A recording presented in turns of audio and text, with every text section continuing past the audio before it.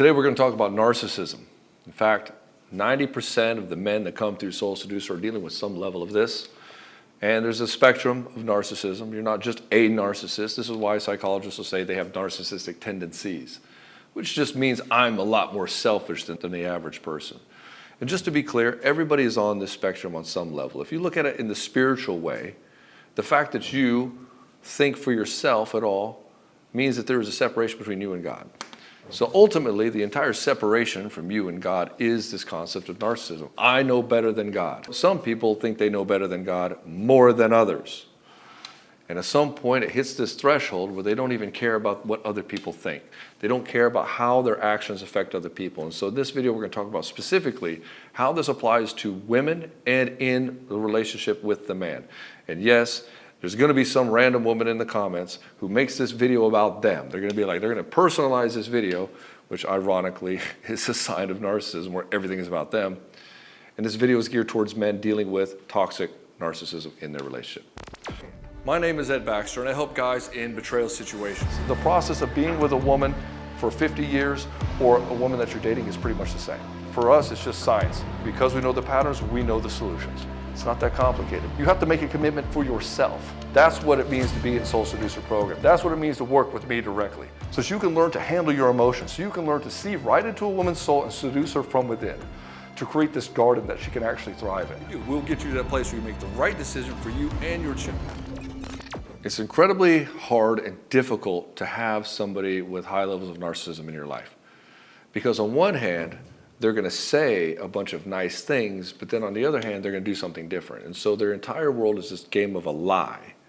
The biggest lie is the lie that they tell themselves, which is, I am super important and everybody loves me. It's a delusion because deep inside they feel like they're worthless and nobody actually likes them. And this comes from what I understand, from a place where at some point in their life, they've been made to feel like they're completely worthless.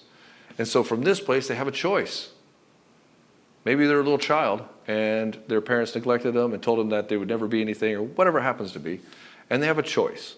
I can either accept that I'm worthless and be depressed, or I can defend myself against that narcissistic or behavior of the parents, and I can tell myself I'm amazing. And so I can tell myself I'm amazing, even in spite of all evidence to the contrary. This is where the narcissist is born. And they do this as a self-protection mechanism. The ironic thing about this is, and the harmful thing is that because they don't feel that they're actually intrinsically valuable at all, they don't feel like they deserve anything by just asking. So what they have to do is that they lie, cheat, steal, and manipulate to get what they want. Because they will never believe that anybody will do anything out of the goodness of their heart. You might be watching this. This might elicit a lot of empathy from you. You might look at this and say, man, I feel so bad for that person that they do this. Be rest assured that that is going to fall on deaf ears, and you trying to save the narcissist will burn you 100% of the time.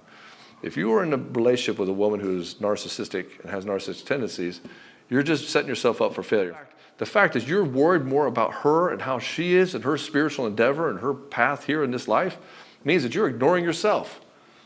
And so really, ironically, do you really care about yourself and put yourself in harm's way constantly? You don't. And so part of this is learning to tap into yourself again and be strong in who you are and what is required for you. And really honor yourself and really appreciate who you are and what you want, and then hold the people around you accountable to do what they say they're going to do. The female narcissist, in the beginning, they will love bomb you. And we call love bombing this phase where what they do is they watch you very closely. And they find out all the things that make you tick, especially the things that you're insecure about. And you'll notice that sometimes she'll watch you very intently, like she will not blink. And she's just taking it in. She's filing away these different traits that you have. Maybe she sees that you're very insecure. Maybe she sees that you really like a back rub. Maybe she sees that you're really into, let's say, football, and then she will say, oh, I'm into football too. And what ends up happening is she'll find out how to be the perfect woman for you. Why does she have to do this? Well, if she's infatuated with you, obviously you're not going to like who she really is. And she knows this. She knows you would never like the true version of her because she's worthless. Nobody would. And she believes this deep within. This is why you can't love her enough to get her out of this, because she will never believe it, because she has a worldview that the world is always a contest. You're always trading something. There's always keeping score with things. So you trying to love on her, she's going to look at you as just trying to manipulate her. And she's going to say, well, I'm better at this game than he is. And so what she'll do is she'll try to become everything you want. We call this the chameleon. She'll put on this mask, and this mask is going to be all the things that you want. And you will think you have found your soulmate. Unfortunately, you've just fallen in love with a chameleon. And so when you're dating a woman, you have to be very careful about what you express about yourself. You have to be very careful about how you let yourself be known. And then you have to be very diligent and aware, you have to have a very good memory, of what you told her in the past. And if you're dating multiple women, this can get a little complicated. I suggest a spreadsheet. And so you find out and see what you've told her in the past. And then if she comes back on the next date and then all of a sudden magically she starts bringing this up and how it's amazing, you found yourself a chameleon. Now this goes into the biological imperative of women to be what you need. In other words, a woman who loves this guy, a woman who wants to get this guy's attention, she's going to do things so that he'll notice her. And so women will oftentimes orchestrate, how can I get this guy to notice me? How can I get this guy to notice me against all these other women that are giving him attention?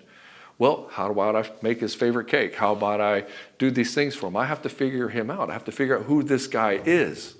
And so the narcissistic version of this is a perverted view of the woman who's trying to learn to serve the guy that she truly cares about, that she truly wants to mate with and have a family with.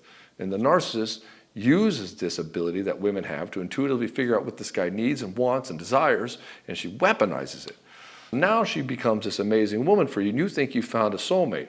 And she'll pull you in and try to go as fast as possible to commitment, because she knows, and she's learned this over time, that if she can rope you in with commitment, you're fucked. Because guys, once you have an identity, once you've hold an identity to yourself, you will hold on to that identity more than anything else. You say, I'm a loyal guy, and I have committed myself to her. And when she starts to feel this commitment, now she's going to do the first test. She's going to stress test the relationship. Maybe she'll just start an argument out of nowhere. Maybe she'll accuse you of looking at another woman and just give you a snipey comment or something. And then she'll say, I'm only this way because of something you did. So the first thing is she's stress testing it. And second, she's skirting responsibility and deflecting right out of the gate that her emotionality is now your fault. This is the beginning of codependency, where I am responsible for your feelings and you are responsible for my feelings. And so what she's doing is she's asking for a contract that you don't even realize you're agreeing to, but in your subconscious you know what it is, which is, hey, I'm responsible for her feelings. And she'll stress test this and see what she can get away with. And if she can get away with it, now she's got a crack, she's identified a crack in your armor, and then she starts to open it up with bigger and bigger and bigger bullshit. At first it was, I thought you were talking to that girl, I thought you were looking at her, to, hey, why are you talking to that girl, to, hey, I don't like you having female friends, to, I don't want you going to the gym anymore. Hey, you got to get a new job. And it just devolves into this. And you keep giving up and giving up and giving up, trying to appease her and make her feel better. She's like, I don't feel attracted to you anymore because I don't feel safe because you're talking to other women, and she'll accuse you of things, get really jealous, insecure. And a lot of this jealous and insecurity comes from her honest place, because she doesn't think you would actually like the real version of her. But at the same time, she wants to control you so that she feels safe. Or she wants to control you because she sees you as a mark. You have a lot of resources. And what she'll do is she'll leverage this ability or this desire that men have to provide and protect, and she will weaponize it. Men always want to provide for their women. They want to take care of them. They want to solve their problems because they love this woman. They want her to feel safe. They want to maintain the innocence of their woman. They want to maintain that happiness that she has. That's why guys don't want to leave all their problems on her footstep. This is why guys will go to war and want the women to stay protected at home. We want to preserve that innocence with her because we find that very valuable. This is the place which we call a sanctuary, where I can come home and I can be with this beautiful woman who is very calm and empathetic and innocent in a sense, and very feminine and soft and loving. We want to preserve that, so we don't want to burden her with a bunch of things. And so we want to protect her, we want to provide for her, we want to be able to keep that sanctuary at home so she is at her maximum capacity to raise really great children. And so we do this unconsciously. We don't realize that we're doing it. And so we want her to have this, and so we'll do all these types of things. We'll perform for her. We'll make money for her. We'll give her gifts. We'll hold the door, take her out to great dinners, and just to show her that she is protected and safe with us. But the narcissist will leverage this, and she'll say, I'm not happy because you're not doing enough. And so any kind of guy who has a performance-based love mindset, in other words, he doesn't value himself enough to say, hey, you have to value me as a person, not for the shit that I provide. Whenever he subscribes to this notion that he has to do more to get love, and society completely pushes this narrative that men must chase after a woman and prove themselves to her and make all this money and take her out for dinners and do all these things and throw cash and prizes at her constantly so she'll give him attention, she leverages this and you become exploited. So then over time, we enter the devaluation stage. The devaluation stage is where she'll start shitting on you more and more and more. And ironically, because you keep taking it from her, she starts to see you as weak. So in the beginning, where she was infatuated with you and she wanted to sleep with you a lot, and also because she wanted control, she would use it also to sleep with you, to get you under her thumb. Now the more that she can manipulate you, the more she's going to find you as weak. And the more she starts to find you as weak, she starts to look down her nose at you. She starts to see you as in contempt. And she doesn't want to sleep with you anymore because a woman who finds you weak cannot find you attractive. If she cannot respect you, she's not going to be able to be infatuated with you. And so ironically, even though she wants this control so that she can feel safe to know that you'll never leave her, because she's worthless inside, she thinks this, she feels this way, she tries to control you so that you will never leave her, and to boost her ego, she kills the very thing that made her want to be with him to begin with. And the devaluation phase continues and continues and continues and continues until the guy is begging for table scraps of affection. He's constantly pouring into her, constantly doing things, and everything in his life becomes and revolves around her and all her problems. And for whatever reason, it seems like a black cloud of bad luck follows her everywhere she goes, and he has to come in and white knight and sweep up all the pieces and clean it up for her. And he forgets the fundamental truth that the princess will let the white knight die for her, and then she'll go and fuck a king. And then enters the third and final phase, which is the discard phase. In the discard phase, she's done with you. She can't stand you. She can't stand your fucking face. She can't stand the way you chew your food. She can't stand your snoring. And every word that comes out of her mouth has some sort of contempt and shaming and guilting type of tone of a voice. And she gets nasty and mean. She calls you a piece of shit. She might even be physically abusive. She'll be emotionally abusive all the time. And only in whatever random time that she happens to be happy, things are good. Things are great. And then she'll start accusing you of ruining the evening or ruining the night. Everything was great until you ruined it. It's like, okay, now everything's his fault. Everything is his fault. She takes absolutely no accountability for anything. She'll flirt with guys. She'll talk to other people. She'll call you jealous. She'll call you insecure. She'll say that you're not a real man. She'll say that all the problems would be different and solved and fixed if you were just a different kind of guy. And pretty much everything she's saying is she just does not like the guy in front of her. And you do everything in your power to try to turn this around, and it just never seems to work. It's this ever-moving goalpost that you could never fully succeed. When this is fully complete, when she decides, she's done with you. And so she never just leaves you. She goes and gets another guy and she cheats on you. Why? Because she doesn't really care about how she affects you at all. She never did, and she never will care about how she affects you. It's always about her and what's going on with her. This is where guys will say, yeah, my wife has a lot of empathy for other people except for me. Yeah, because you're dealing with somebody who's narcissistic. The only reason she's empathetic towards other people is because she's doing reputation management. She wants other people to love her. She wants to set up a narrative that other people can see her as this pure, perfect angel. But you know, on the inside, you know, because you're close to her and you live with her, that she's far from being an angel. And oftentimes you're like really surprised how tyrannical she is, addictive and sadistic. And so you know this about her. And you can't have an argument with her because she'll always spin it around on you. Somehow she'll deflect it. It's always your fault. And you come out of there confused, wondering like, what the fuck did I do wrong? Am I always the problem? You're constantly gaslit.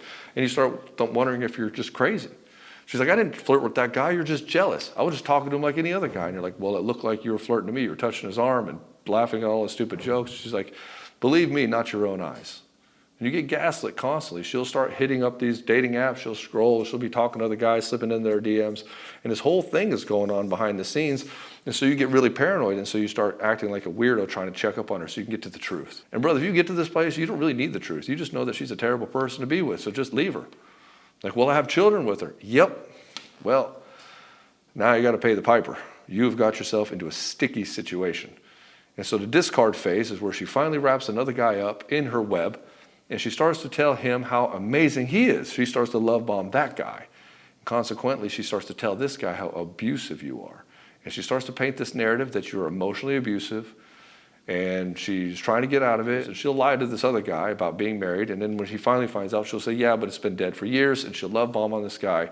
What she's doing is she's planning her exit strategy, and it's often at your expense. And so then she'll orchestrate one big crescendo moment, and she'll just disappear, and she'll blame you in that fight that this is why she's leaving you, when really she was already planning it before. She just needed an excuse to make it seem like you're the problem.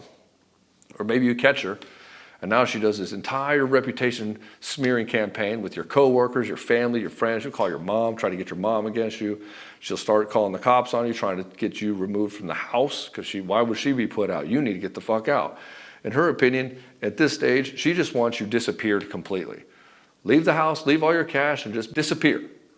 We've seen this happen in the program. We've seen guys who have dealt with this shit, and it is horrific. Dealing with a narcissist gets you to this place where you feel like you've lost everything. And this is the path that you're going to go on. If you're further along, or you're not as far along in the path, it's not going to end well for you. Guys will always ask, is there any chance to rehabilitate the narcissist? Well, let's look at your situation. You coming and watching this video means you're getting close to being cornered. Or maybe you're already cornered and you're at the end of your rope.